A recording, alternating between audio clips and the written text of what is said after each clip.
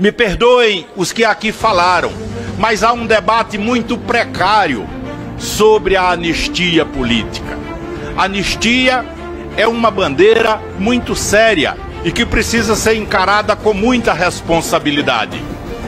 O Brasil é um país que já estabeleceu várias anistias. Não é só de 79, várias. Mas as anistias, como elas surgem? Elas surgem como uma maneira de pacificar a nação, de pacificar o país, para que o país dê um passo adiante, deixando algumas questões no passado. É assim que surgem os processos de anistia. Eles são negociados pela sociedade e pelo seu instrumento de decisão, que é o Congresso Nacional. Como foi a anistia de 79? Exatamente assim.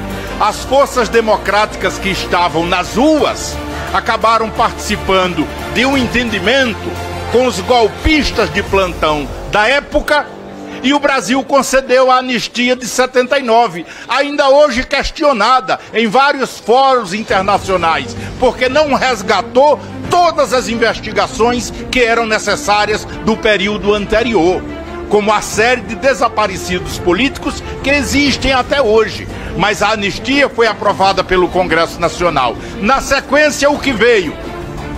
Eleições para governadores em 82. Eleições para prefeito de capitais e cidades consideradas áreas de segurança nacional em 85. Eleições de novo para governadores em 86. E a convocação da Assembleia Nacional Constituinte, que fez essa Constituição. E em 89 a eleição direta para presidente da República. Ou seja, houve uma pacificação do país e uma série de conquistas democráticas na sequência. Então o processo de anistia pressupõe uma pacificação do país, uma pacificação da nação. O processo de anistia não é a vitória de um grupo sobre outro, porque isso não é pacificação de nada. É necessário compreender os condicionantes históricos para um processo de anistia. Ela não surge ao acaso e não é apenas uma bandeira de agitação para alguém falar para a sua própria bolha. Isso é desconhecer o processo histórico não apenas do Brasil, mas de outras partes do mundo. Qual é a nossa realidade? O Brasil é um país que está construindo a sua democracia. Desde a proclamação da República, nós vivemos mais tempo como ditadura do que como democracia. Porque há não só no Brasil, mas na América Latina, um viés autoritário das Forças Armadas, que foi, não foi, colocam a mão no poder, afastam o poder civil legitimamente eleita, dão o que se chama um golpe militar. Foi isso que aconteceu em 1964 no Brasil e em vários países da América Latina. O que é que aconteceu no 8 de janeiro? Senhoras deputadas, senhores deputados, é falso ficar debatendo se aquela invasão era golpe ou não era golpe.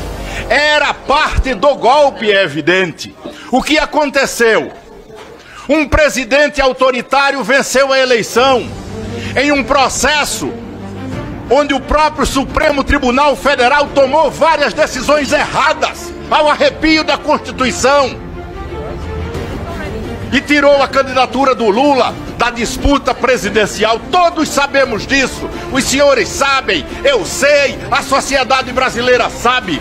Tanto que depois o Supremo refez a sua própria posição. Isso mostra que o Supremo pode errar sim, e pode ser criticado sim. O que não pode é se negar o papel do Supremo Tribunal Federal.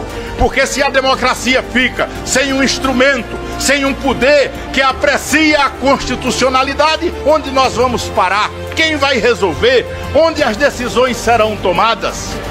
Essas são as questões que nós precisamos debater. Eu não estou entre os que acham que o Supremo acerta sempre. Eu acho que ele também erra e citei aqui um caso em que ele errou. O Bolsonaro venceu a eleição. Não fez um bom governo, pelo contrário, Ao final, entregou o governo a quê? Aos vales. Era vale carroça, vale táxi, vale Uber, vale caminhoneiro, tudo valia para ganhar a eleição. Com todos esses vales, ele perdeu. E depois de perder, não queria entregar a presidência. Ele pretendia o golpe. Não sou eu que estou dizendo, todos viram. E o que é que acontecia ali? Quem estava em disputa eram as Forças Armadas.